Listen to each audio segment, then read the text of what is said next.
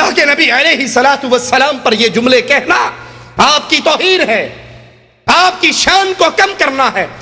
اسی لیے رسول اللہ صلی اللہ علیہ وسلم نے فرمایا آذان سنو، جو مؤذن کہے وہ تم بھی کہو، اور پھر اس کے بعد دعا پڑھو، میرے لیے مقام وسیلے کا سوال کرو۔ جنت کا سب سے اعلیٰ ترین مقام مقام وسیلہ ہے، جو مالک عز و جل نے اپنے بندوں میں سے صرف ایک کو دینا ہے، اور مجھے امید ہے وہ ایک بندہ محمد الرسول اللہ صلی اللہ علیہ وسلم۔ زندگی کا کوئی شعبہ نہیں جس میں ہمارے امام، ہمارے قائد، ہمارے نبی علیہ الصلوۃ والسلام ہمارے لیے اسوہ حسنہ نہ ہو، آپ کی زندگی ہمارے لیے نمونہ نہ ہو۔ رسول اللہ صلی اللہ علیہ وسلم کی مزید توہین کرتے ہوئے یہی تذکرہ غوثیہ کا رائٹر غوث علی شاہ قلندر قادری ایک قصہ بیان کرتا ہے، ذرا سنیے۔ کہتے ایک روز ارشاد ہوا، جب ہم جوالا پور سے چل کر ہردوار میں پہنچے تو سردن ناتھ جی سے ملاقات ہوئی، نہایت خاطر مدارت کی، اپنے مکان پہ ٹھہرایا۔ یہ ہندو کا مہمان بنا، اس نے اس کو بٹھایا، دونوں وقت عمدہ کھانا کھلایا۔ لیکن جب عبادت کا وقت آیا ان کا، ہندوؤں کا، تو یہ کہتا ہے غوث علی شاہ قلندر قادری کہ ہم بھی دھوتی باندھ، گشکا لگا، کمنڈل ہاتھ میں لے کر ہندوؤں کی اس اشنان کرنے کے لیے ہم بھی جا پہنچے۔ ایک ہندو نے پوچھا تم کون ہو؟ ہم نے کہا برہمن۔ پوچھا کون سے برہمن؟ ہم نے کہا کنوجوے۔ بولا تمہاری چوٹی کہاں گئی؟ ہم نے کہا جب سے سنیاس متالی ہے چوٹی کٹوا دی۔ مگر بابری کے ایک برہمن نے ہمیں عین اشنان کے وقت پہچان لیا اور دانتوں تلے انگلی دے کر چپ رہ گیا۔ ہم جب نہا، اس کو پتہ لگ گیا یہ موسلا ہے، اسے پتہ لگ گیا ہندو کو کہ یہ موسلا ہے اور ہمارے اس دریا میں اشنان کر کے ساروں کو پلیت کر گیا ہے، لیکن وہ دبا گیا، چپ کر گیا، واسطہ تھا اس کا کوئی، چپ کر گیا۔ جب ہم نہا کر باہر نکلے وہ برہمن ہم کو پکڑ کر الگ لے گیا اور کہا میاں صاحب یہاں اور وہاں کچھ فرق ہے، یہاں اور وہاں کچھ فرق ہے، تمہارے ہاں اور ہمارے ہاں کچھ فرق ہے، جو تم یہاں اشنان کرنے آگے اگر کوئی پہچان لیتا تو بڑی خرابی ہوتی، خدا تو سب جگہ ایک ہی ہے۔ یہ بھی ایک تماشا ہے کہ ہر فرقے کا مذہب جدا ہے، ایک دوسرے کو جھٹلاتا ہے اور اپنے آپ کو سچا بتلاتا ہے، اگر حقیقت دیکھو تو دونوں ایک ہے۔ کون کہہ رہا ہے؟ برہمن جی۔ برہمن جی غوث علی شاہ قلندر قادری کو کہہ رہا ہے جو تمہارے ہاں ہے وہ ہمارے ہاں ہے، ادھر بھی خدا ہے ادھر بھی خدا ہے، فرق اتنا ہے، ہم کھڑے کو پوج رہے ہیں تم پڑے کو پوج رہے ہو۔ اللہ کی قسم برہمن کی بات بڑی سچی ہے، ان کے اور ان کے مذہب میں کوئی فرق، لیکن محمد علیہ السلام کے مذہب میں اور ہندوازم میں زمین آسمان کا فرق ہے۔ وہاں رب کی پوجا ہے، یہاں پتھروں کی پوجا ہے۔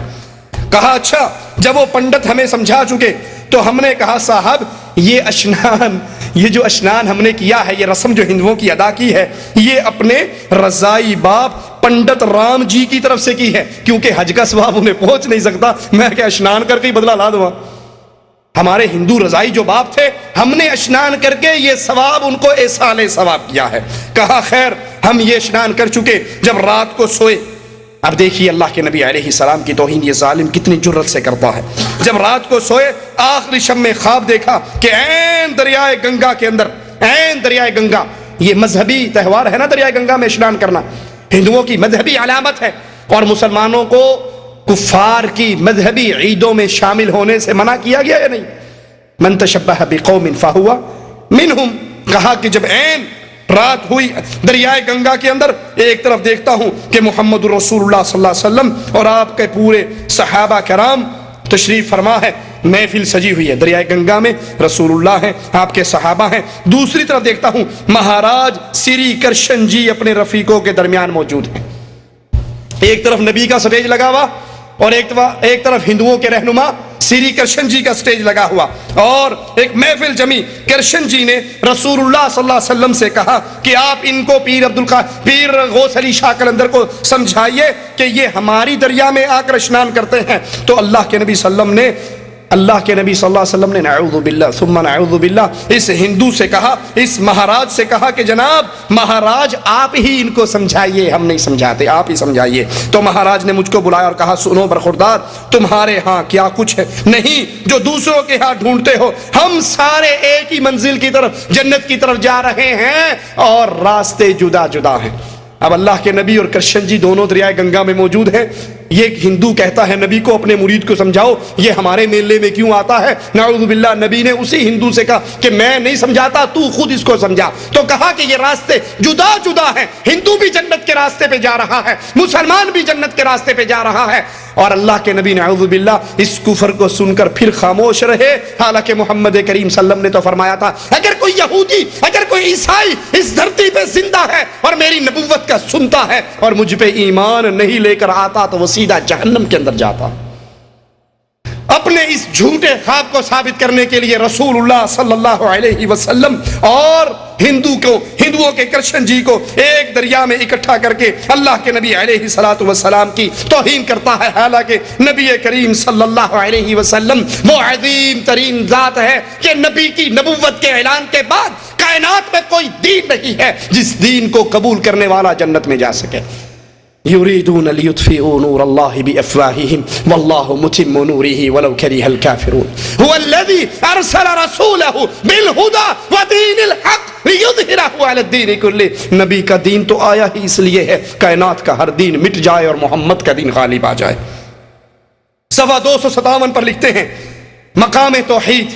اس توحید سے مراد لا الہ الا اللہ والی توحید نہیں, بلکہ اس توحید سے مراد صوفیوں کی توحید کہ ہر چیز کے اندر وہی ہے, ہر چیز ایک ہی ہے, پتھر بھی وہی ہے, مورتی بھی وہی ہے, مسجد میں دیکھو تو ہی تو, ادھر دیکھو تو ہی تو. کہتا ہے مقام توحید و ینگ رنگی میں یہ دونوں شانیں یعنی ابلیس لعین اور محمد الرسول اللہ صلی اللہ علیہ وسلم ہم وزن ہیں, ہم سنگ ہیں. توحید کے مقام پہ ابلیس اور محمد صلی اللہ علیہ وسلم نعوذ باللہ دونوں برابر ہیں, دونوں اکٹھے ہیں. انا للہ و انا الیہ راجعون. یہ اللہ کے نبی علیہ الصلوۃ والسلام کی توہین ہے کہ شیطان لعین کو اللہ کے نبی علیہ الصلوۃ والسلام کو دونوں کو ایک مقام دیا جا رہا ہے کہ جو شیطان لعین ہے مقام توحید کے اندر وہی رسول اللہ صلی اللہ علیہ وسلم ہے. لا حول ولا قوت الا باللہ. کہتے ہیں کہ ہمارا ایک مرید شیخ جلال حج کرنے کے بعد مدینے میں پہنچے, نبی صلی اللہ علیہ وسلم کی قبر پہ پہنچ کے سلام کہا تو اللہ کے نبی نے کہا اپنے بدعتی پیر کو ہمارا سلام کہنا, اپنے بدعتی پیر کو. اور اللہ کے نبی صلی اللہ علیہ وسلم کی حدیث کیا ہے کہ جو کسی بدعتی کو سلام کہتا ہے وہ اسلام کی بلڈنگ کو گرانے میں اس کی مدد کرتا ہے.